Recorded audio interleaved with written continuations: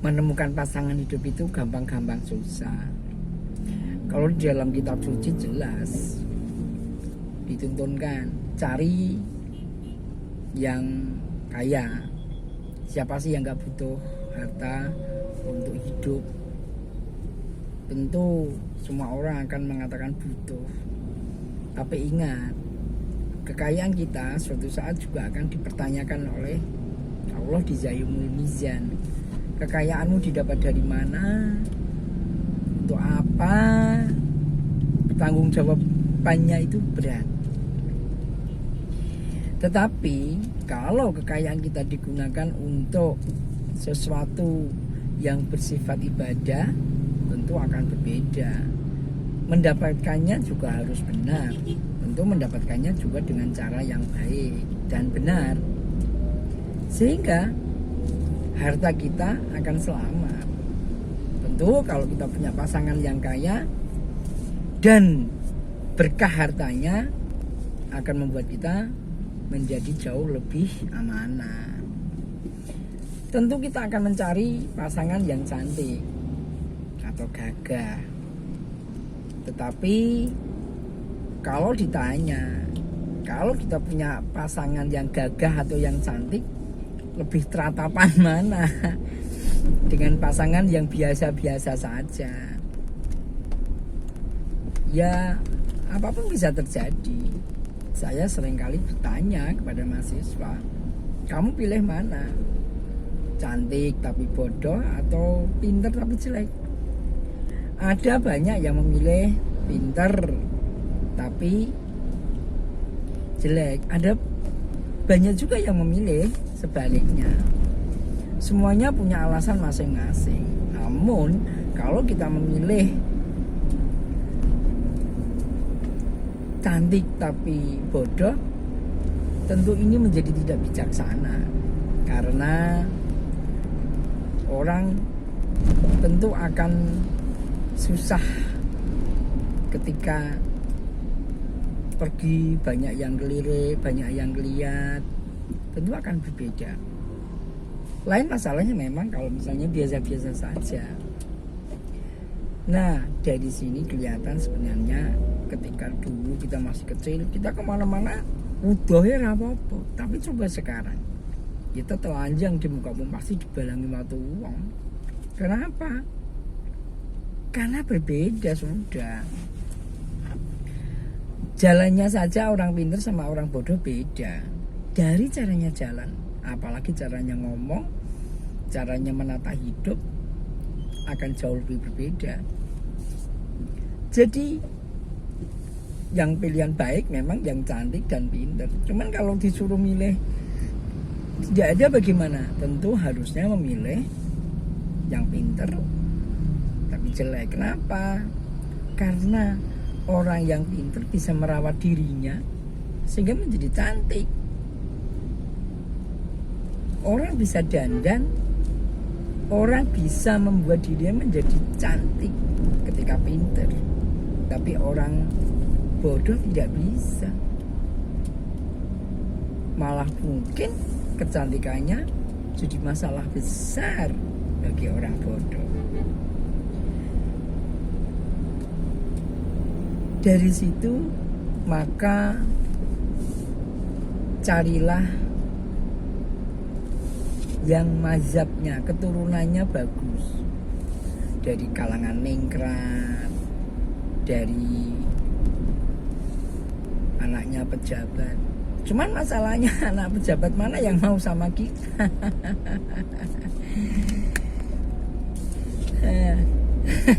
Iya kan? Nah, ini akan jadi masalah. Tentu kita harus memantaskan diri. Maka ada pilihan, maka cari yang agamanya bagus. Dengan agamanya bagus, maka akan membuat kita menjadi bermartabat, menjadi kaya karena pintar menemukan rezeki. Cari bisa menjaga kehormatannya sehingga tidak was-was, bisa kemudian merawat diri dan sebagainya. Nah, Tapi pertanyaannya sekarang, bagaimana cara menemukan pasangan yang agamanya baik? Sebenarnya gampang, teman-teman. Dia sholat enggak? Sholat itu adalah pembeda orang yang Islam dan bukan Islam. Yang membedakan orang Islam dan bukan kan hanya sholat. Selain itu tidak ada. Puasa, wah, dia puasa kok. Emang kalau puasa nggak sholat bisa? Ya bisa, tetapi tidak akan lolos di jauh mizan, karena sholat itu adalah password dari setiap amalan kita. Berbuat baik apapun Anda, kalau Anda tidak sholat, maka amalannya akan tertolak. Jadi harus sholat, mau tidak mau, suka gak suka. Sahadat sambil ketawa masih bisa. Sahadat masih jalan-jalan masih bisa. Puasa sambil tidur bisa. Puasa sambil belajar, sambil aktivitas bisa. Zakat juga demikian, haji juga. Tapi sholat ada ketentuan khusus yang harus dipenuhi. Sebelumnya harus bersuci. Anda harus menghadap kiblat. Tidak boleh ngomong apapun selain bacaan yang disyariatkan. Bahkan Nabi memberikan perintah sholat saja khusus, yang lainnya tidak. Yang lainnya lewat malaikat Jibril. Maka dari itu semua, pilihlah yang agamanya bagus. Sekali lagi, sholat yang baik akan bisa mencegah perbuatan yang keji dan mungkar. Ya, saya sering kali mengatakan, kalau kamu pengen tahu kualitas pasanganmu, maka kalau itu laki-laki, ajaklah ke rumah pada saat waktu maghrib. Kenapa? Kon dadi imam. Lah kalau sholat duhur sama asar mah gampang, siri, nggak kelihatan bacaannya. Tapi kalau sholat maghrib, apalagi sholat maghrib itu waktunya pendek dan semruweng rasanya. Jadi kalau dia bisa ngimami pada saat maghrib, oh itu keren. Nah, carilah laki-laki yang ketika ngimami itu dari bacaannya ya bagus, fasih, dari gerakannya juga tumaknina, dan lihat setelah sholat apakah dia langsung terus pergi di sini atau dia juga wirid, dia juga zikir. Kadang kan mentang-mentang sudah selesai kabur. Gak. Kalau perempuan gampang, coba di WA pada saat subuh, ayo bangun subuh. Kalau nggak jawab berarti nggak bangun, artinya nggak subuhan.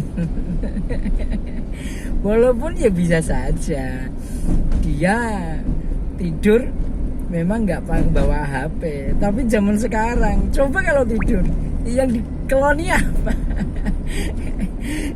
Bukan apa-apa, bukan ternyata HP-nya. Jadi kalau di WA getar atau ringtone-nya nyaut gak? Kalau misalnya jawab ya, ayo subuhan. Ya, kemudian bukan berhenti sampai di situ. Setelah 5 menit kemudian atau 10 menit di WA lagi apa? Kalau nggak jawab berarti bisa aja dua kemungkinan.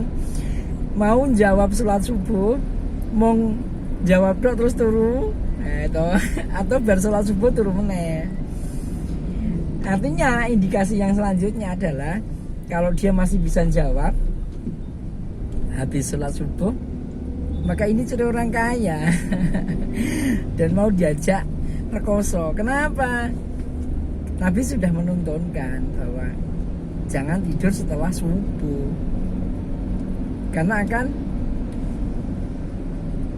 susah rezekinya. Tapi kalau orang yang setelah subuh tidak tidur lagi minimal sampai waktu duha, daerah kerja itu meneh. Maka dia ini cirine wong sugih karena dia apa diberkahi Allah. Bahkan peribahasa mengatakan tangi yo eso ndak rezeki dipatok ayam, rebutan karo ayam saja mau berebut, masa kita enggak. Dan itu hanya bisa terjadi kalau kita bangun subuh terus beraktivitas. Aktivitasnya apa saja, tentu yang bernilai ibadah. Jadi kesimpulannya adalah agama. Nah sekarang, loh setelah jadi bojo, bisa apa kok? Karena Ustadz yang satu itu mengatakan, Ustadz, suami saya itu sebelum dapat saya itu kan sergap sholat, sergap poso. Sekarang ini mual saya mempaten nono bojo. Ustadz itu loh ya. Walaupun guru bercanda itu gojekan saja nih. Nah, ya jenenge wong lagi PDKT, wong lagi mengajukan proposal ya wajar lah kelihatan baiknya semua. Ngopo-ngopo masak kasinan ora apa-apa. Kesandu aduh saya ambil gedes. Setelah jadi pasangannya 1 tahun 2 tahun saya kayak gitu. Mungkin mulai anak pertama, anak kedua mulai tiba sandung matang ngendi. Mulai kasarnya keluar, malah sifat aslinya mungkin mulai keluar. Mungkin ada yang belum sampai anak kedua, belum sampai 5 tahun sudah mulai kelihatan watak aslinya. Mungkin lebih dari itu. Indikasinya apa? Anda mau nikah dengan siapapun sebenarnya sama saja. Mbok arep nikah karo maaf sing apa? Sakinah, sing anu apa jenenge? Sing apik pun mata aslinya mungkin tetap akan muncul dan akan seperti itu. Loh, terus kalau gitu gimana? Yang ada adalah Anda nikah sama seseorang terus dididik yang baik. Dan kalau Anda berhasil itu, maka Allah sediakan rumah di surga. Coba bayangkan, kadang Allah memberikan jebakan kepada kita dalam tanda petik. Kalau kamu cuma mau nikah dengan orang yang tadi saya katakan, yang cantik, hartanya banyak, kehormatannya baik, agamanya baik, terus orang yang tidak baik yang mau nikahi siapa? Ya mungkin orang yang tidak baik juga. Tetapi manakala Anda bisa memperbaiki orang yang tidak baik ini menjadi baik, maaf, mantan PSK misalnya, terus dia bisa menjadi, loh banyak kok mantan PSK yang kemudian setelah dikubur, ada banyak cerita dikubur, kemudian ternyata setelah sekian tahun mau digusur, ternyata kain kafannya masih utuh, jasadnya masih utuh, banyak. Nah, kalau Anda bisa membuat orang menjadi jauh lebih baik, inilah suami yang luar biasa. Inilah suami yang dijanjikan Allah masuk surga. Jadi sahabat-sahabatku, teman-temanku, kalau Anda bisa berlapang dada menikahi seseorang yang di bawah submarginal dan banyak kekurangannya, namun Anda kemudian bisa memperbaiki dan mendidiknya kemudian menjadi lebih berakhlak mulia, subhanallah, Anda laki-laki yang akan dipanggil Allah ke surga. Subhanallah, alhamdulillah. Assalamualaikum.